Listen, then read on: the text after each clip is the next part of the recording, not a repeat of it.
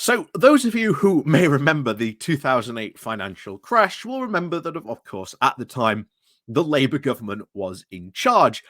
And bear in mind, remember, the 2008 financial crash had nothing to do whatsoever with Labour policy. What the issue was that essentially the quake of the financial crisis that was going on in America at the time essentially had world repercussions.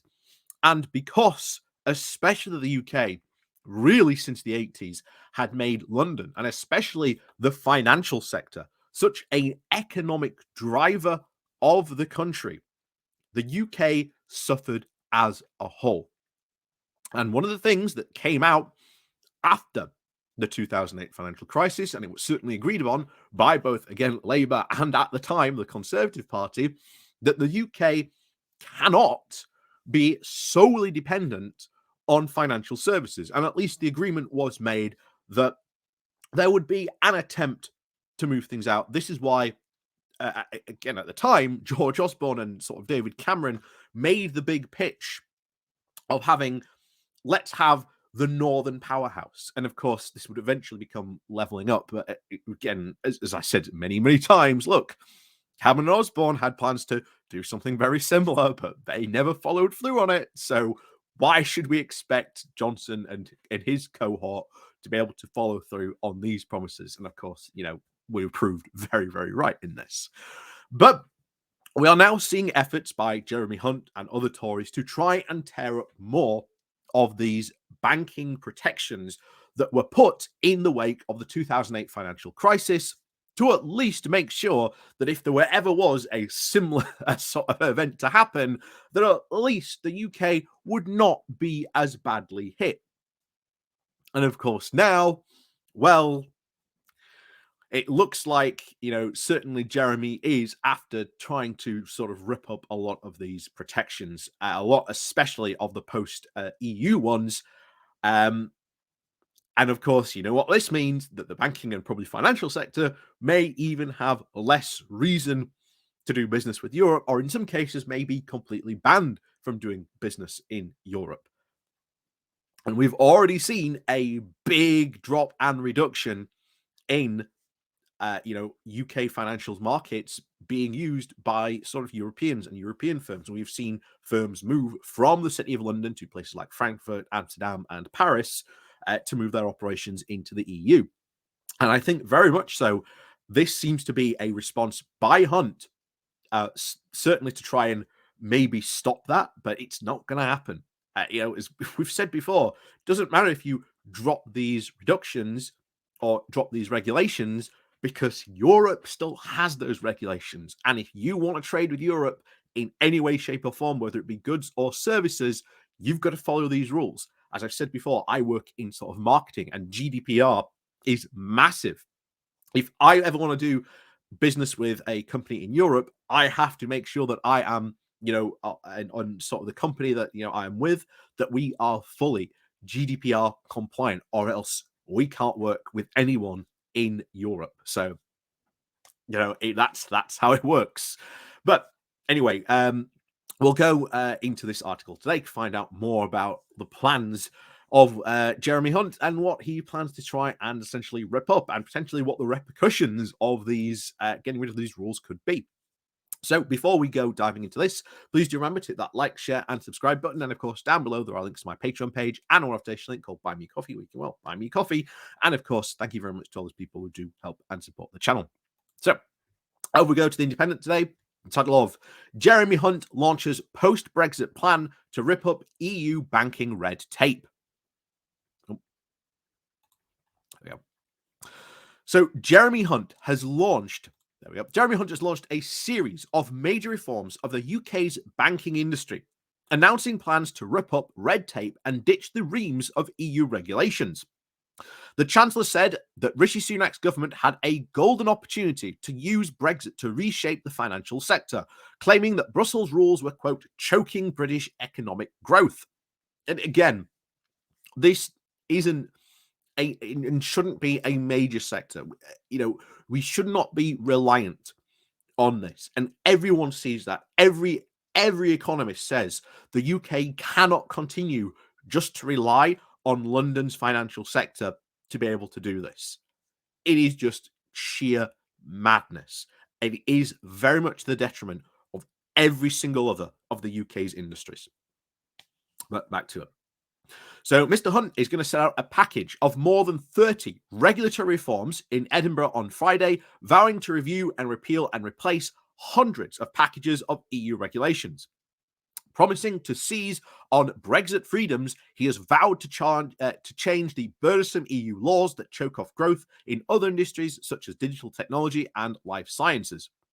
The Chancellor has promised to reform areas ranging from disclosure for finance products to prudential rules, and any regulations deemed to hold back growth or put companies off listing in the UK will be overhauled. So this is a massive set of reforms. Will this help the UK? Absolutely not. I think this is really yet another big last-ditch attempt to try and at least prove in some way, shape, or form that, oh, look at all these Brexit freedoms. Let's get rid of all these. But as we said at the beginning, if you get rid of some of these stuff, then immediately you cannot do trade with Europe. It becomes even harder to do trade with Europe.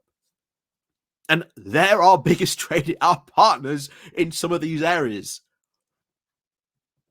So, yeah, again, it's sheer madness to be able to do this. But anyway, back to it. The government has also set to announce radical changes to ring fencing rules, which currently require large banks to separate retail and investment arms. The so-called Edinburgh reforms comes as the government attempts to end the nation's sluggish record on growth, after Liz Truss and the former Chancellor Kersey Kwarteng promised a similar plan dubbed the Big Bang 2.0. This previous push was a reference to Margaret Thatcher's 1986 Big Bang and the policies which kicked off a massive deregulation of the City of London. He said the country's financial services sector is the powerhouse of the British economy, Mr. Hunt said. Leaving the EU gives us a golden opportunity to reshape our regulatory regime and unleash the full potential of our formidable financial services sector.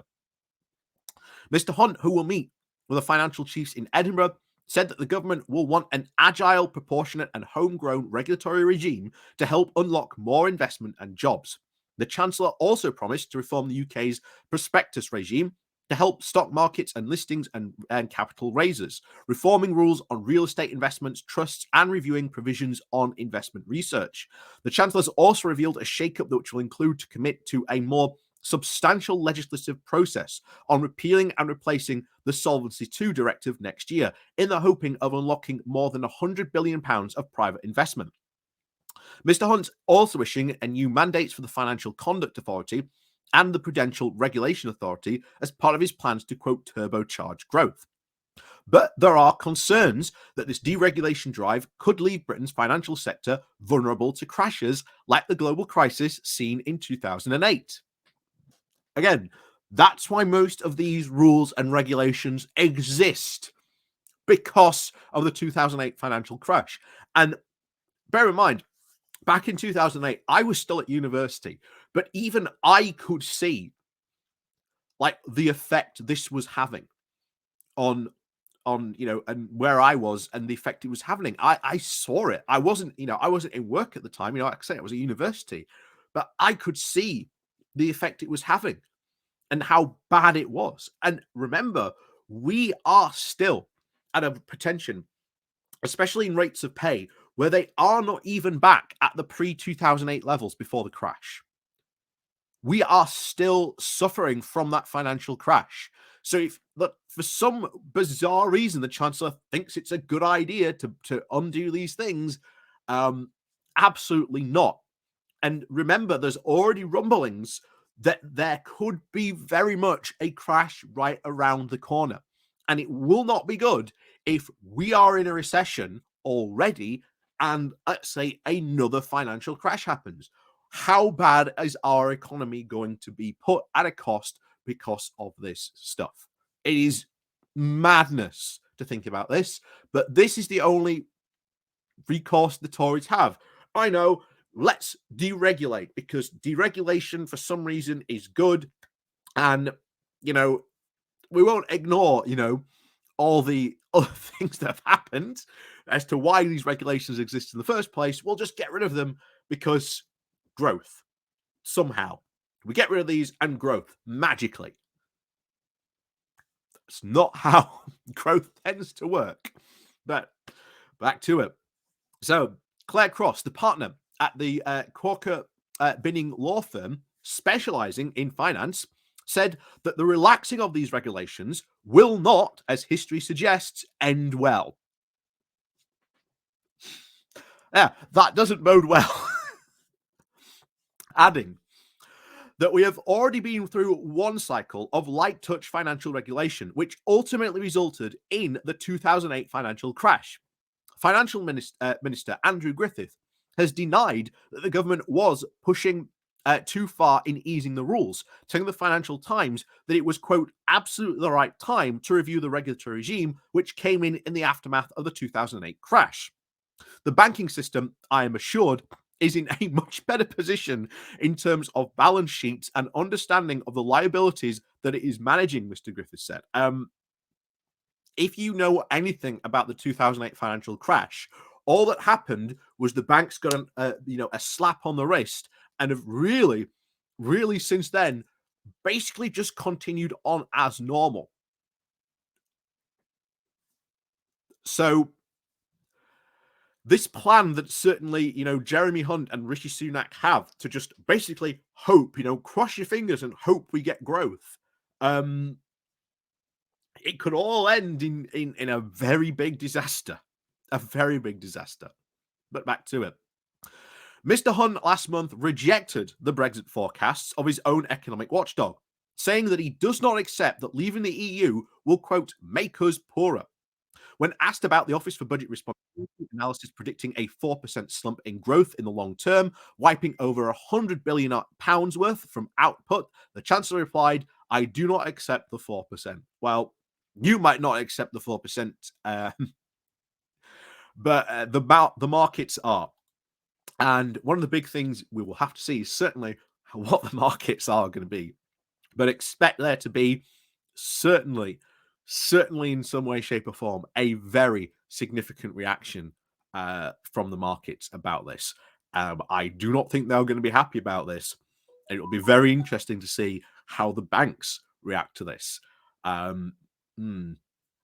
I can say is this isn't going to end well. This really isn't going to end well at all. And if we were to have, let's say, another financial crash, or even, as we've said, more likely, these rules don't really help the financial industry,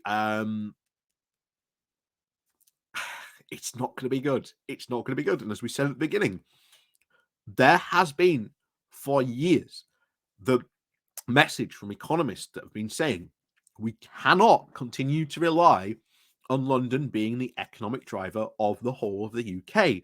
We are far too big a country to be able to rely on these things.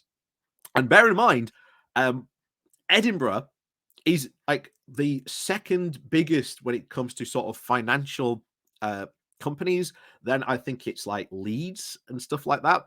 When it comes to, I think, the league tables, I can't remember exactly, outside of London, even they are like, yeah, we can't continue to rely on, financial services being the sole driver. Yeah, by the way, there are people in the S&P who say that. Just pointing that out, guys. So, yeah, we cannot continue on this drive. We cannot let this sort of continue, and there has to be a serious rebalancing of the UK economy.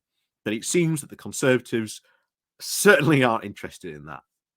But as always, thank you very much for watching, and of course, we'll see you all next time.